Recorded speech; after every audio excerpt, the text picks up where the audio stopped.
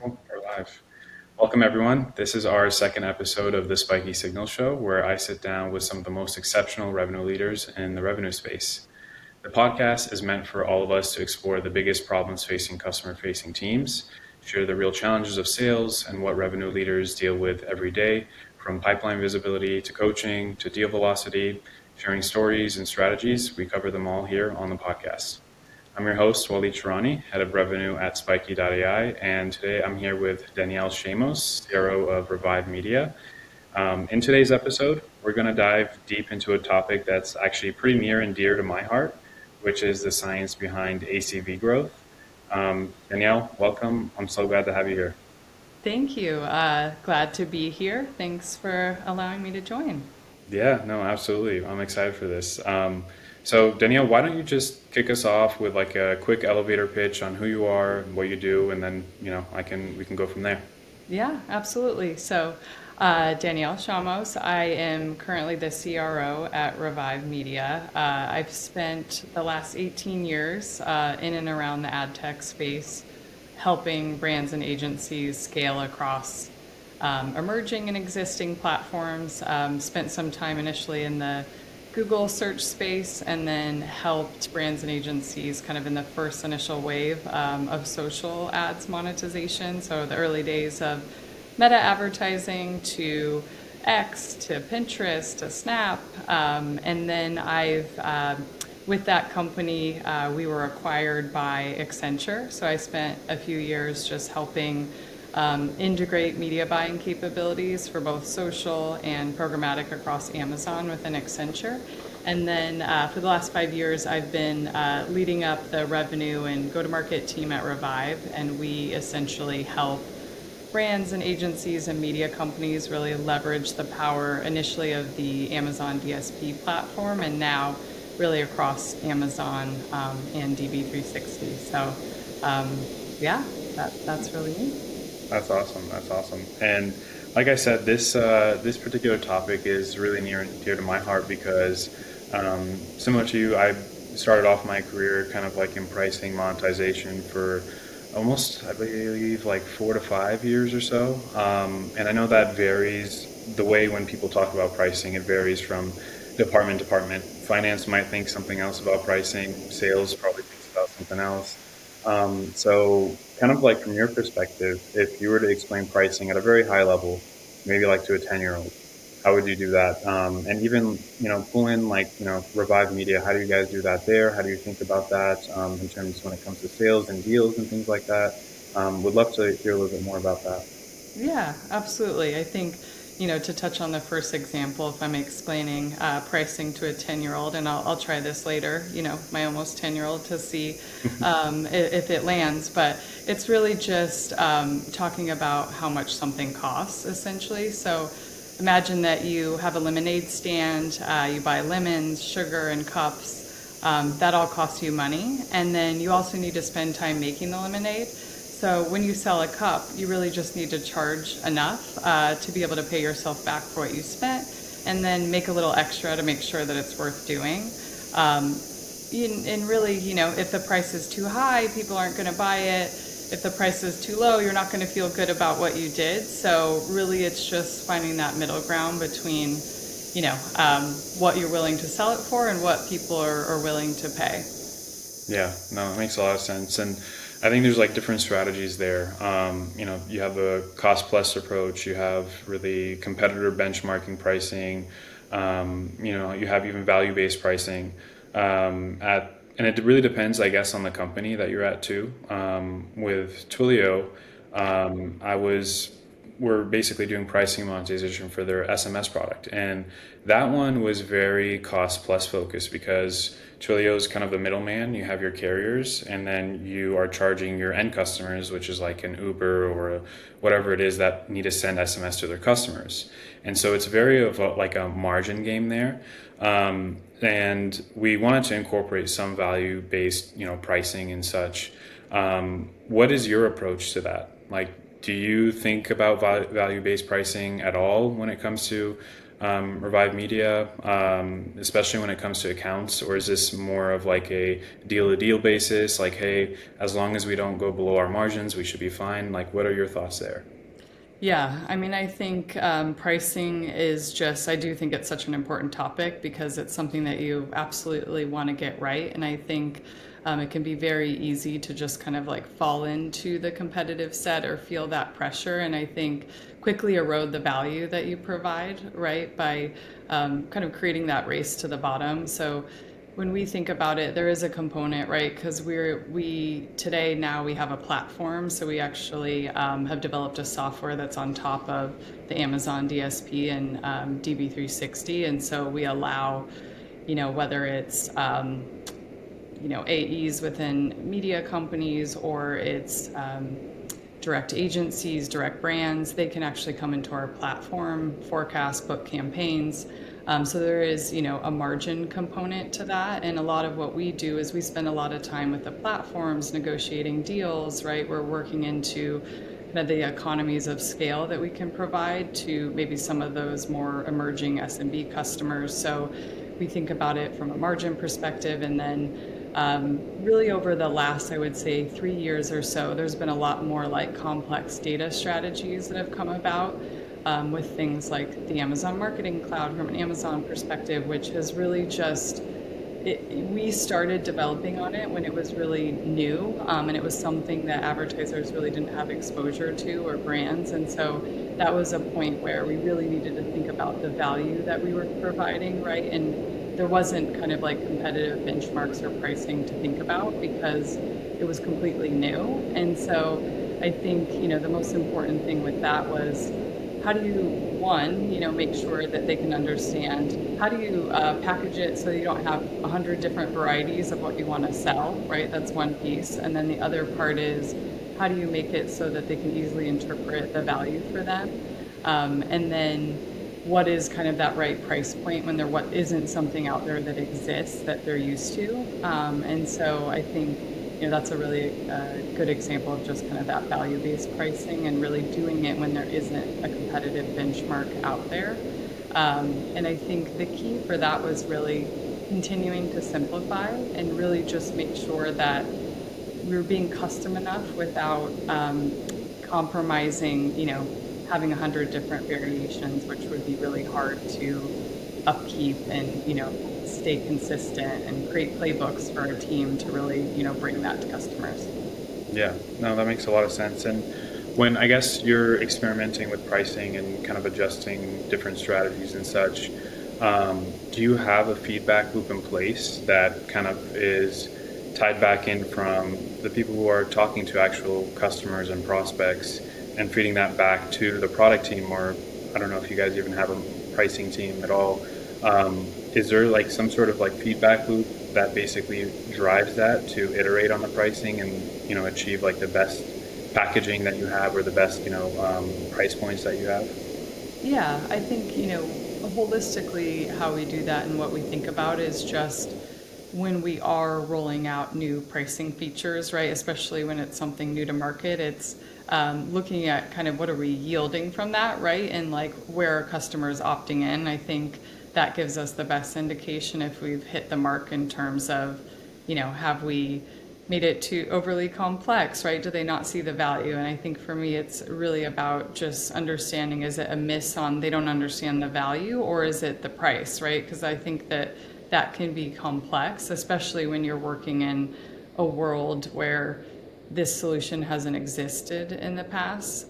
So I think really for me, it comes down to, I trying to put myself in their shoes, even of like the complexity, right? Of like, and then think about it from a number of different verticals or different types of buyers of like, how would I interpret this for my business? And then on my side, I'm thinking about, where are we seeing people activate against it to understand, have we hit the right mark in terms of pricing? The other thing is really just getting feedback from my internal team of, are they receiving pushback, right? Like maybe there's a lot of excitement, but they've heard that it costs too much, or maybe the feature isn't as custom as they wanted it to be and they want, these 3 features. And then it becomes like, how do we evaluate and say, is there consistency across all of the asks that we're getting, and how do we, I think that is one of the most challenging things, especially in a space that's ever evolving, like a digital media space where there's constantly something new coming out. How do you keep, that differentiation and really be on the forefront, but not, create complete chaos on the back end? Yeah, no, it makes a lot of sense. I'm going to pivot a little bit, and it's just because I find the space that you're in kind of interesting because I come from, SaaS, AI. Digital media is very interesting, and I'm sure it's a different beast than the space that I come from. So, how are kind of like things, where does AI, I guess, come into the picture when it comes to pricing, or even from like a sales perspective or even revenue perspective? How are you guys incorporating that into the business, if at all? Yeah, I think absolutely thinking about it really at every turn, right? As I think a lot of businesses are today. I think the first piece comes to how can you really understand at scale, like the conversations that are happening, right? I think that is a really important component. What I really liked is in having some conversation, with your team is I think a lot of companies are doing that, but it's like, okay, it exists, and then what are you actually doing to action on it? So I think that's really the next frontier of not just having that information, but it's like, how do you quantify that, right? And do it across like a large set of people. So I think we're absolutely, tracking, like note taking, like that's something that I think has been really beneficial for folks if you're not there, getting a quick summary. We've had some good laughs sometimes about the summary and what was actually said versus what the summary is speaking. But I think all in all, it's a plus. But I do think about, right, the element of like, now what are you actually going to do with it, and how are you making that actionable from like a sales perspective in conversations and incorporating playbooks, like knowing what to say at the right time. So I think that has really been something that I think is really key, right? Just in that from that perspective. The other piece is there is so many options when it comes, even for us, we're essentially trying, making it really simple and easy for SMB type customers through whether that's channel partners, agencies, mid-market, to have access to some of the largest platforms and inventory out there, like a Prime Video, like a Netflix, and really trying to make it super simple so there's not so many different options that they could select from. So a lot of what we're thinking about is how do you simplify those options, right? It's like really getting to the core and using AI of like, what are you ultimately seeking out? Like, what is your outcome that that you want to hit? And then we have all of these different tools in the background, and how do we like surface those in a way that it ties into the pricing conversation and just like the complexity, like in a way that makes it easier for them to take all of these, different inventory sources, all of these audiences in a super simple way, make it digestible so that in a lot of cases, they're selling to their customers. So we're not in that conversation. So I think, that's another way.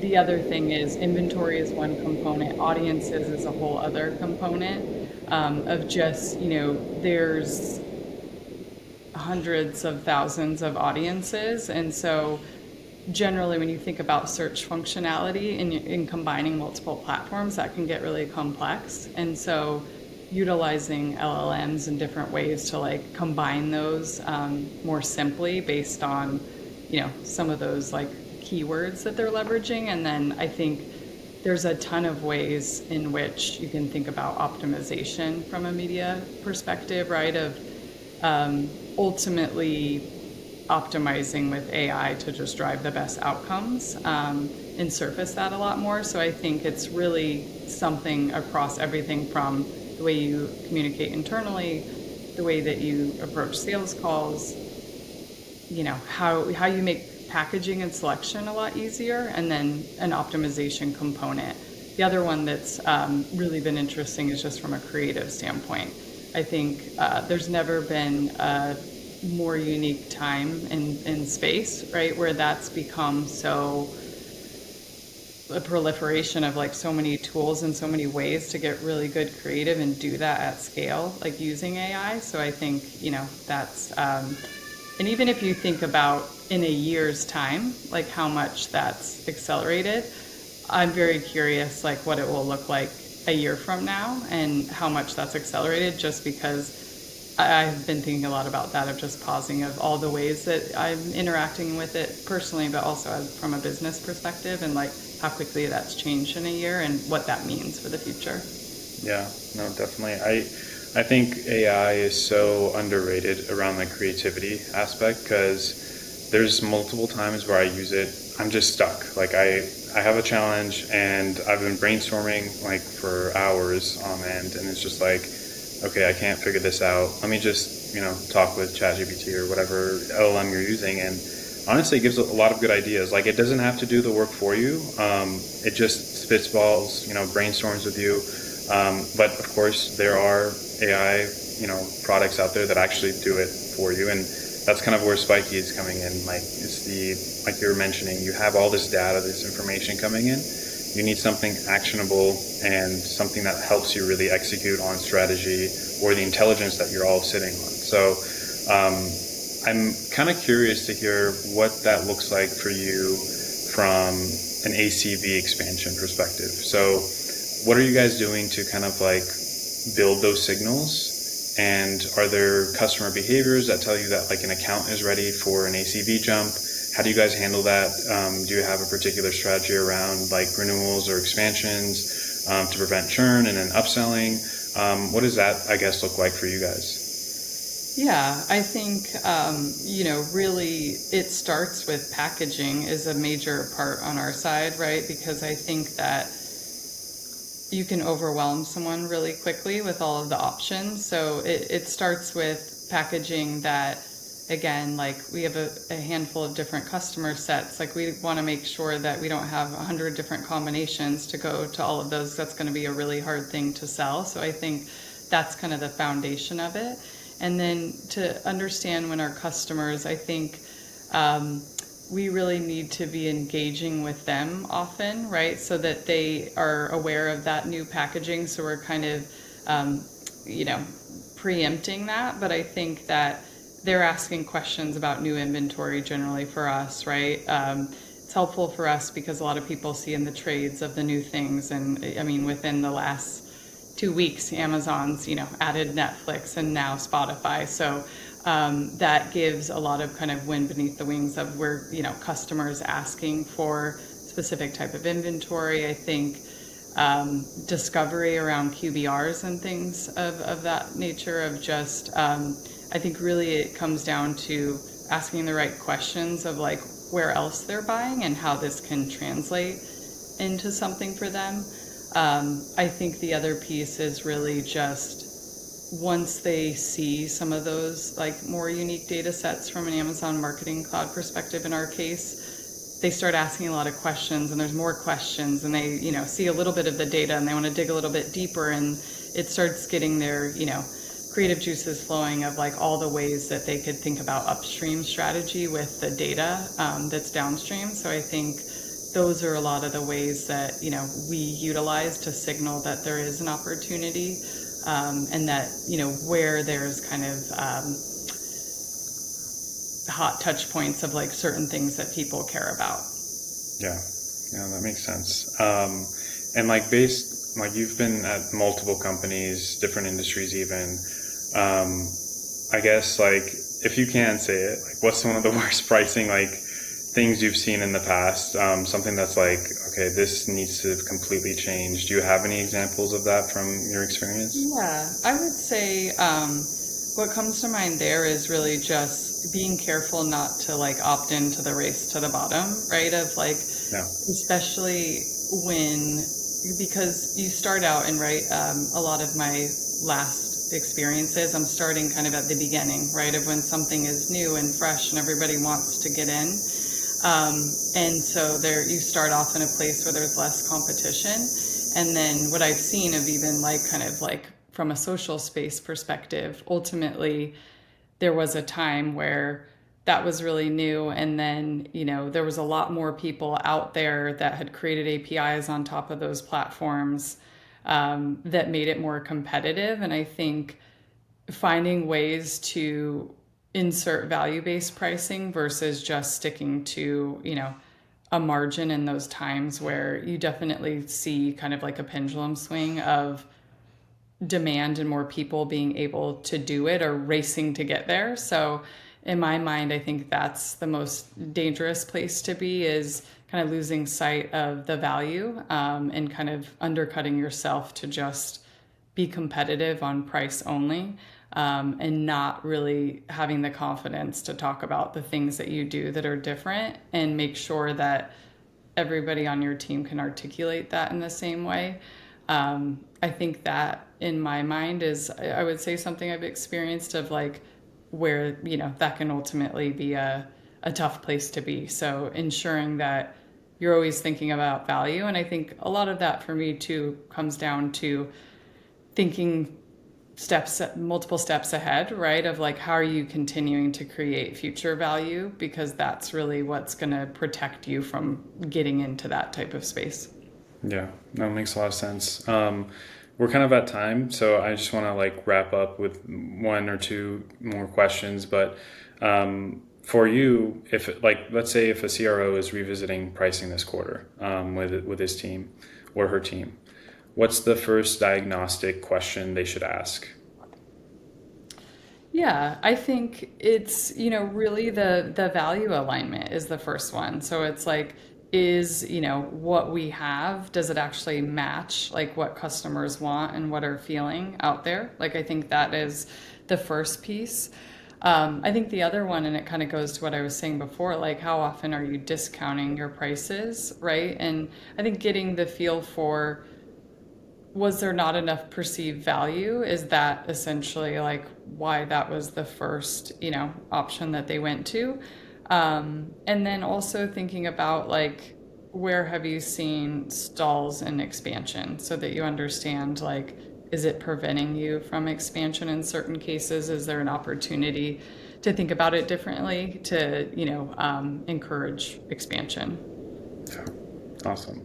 Well, I really appreciate you, hopping on an episode with me. All of this was super interesting because, again, I come from this space, so it's always great to talk about it more. But yeah, I really appreciate it. And for the next episode, I want to ask you this one question: do you know anyone that would be a great revenue leader to bring on here?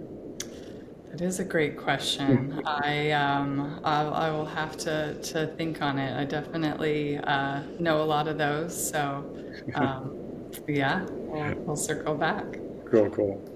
All right. Well, thank you so much again for being on the podcast with me, Danielle. Yeah, awesome. Thank you. Thank Thanks you. for having me.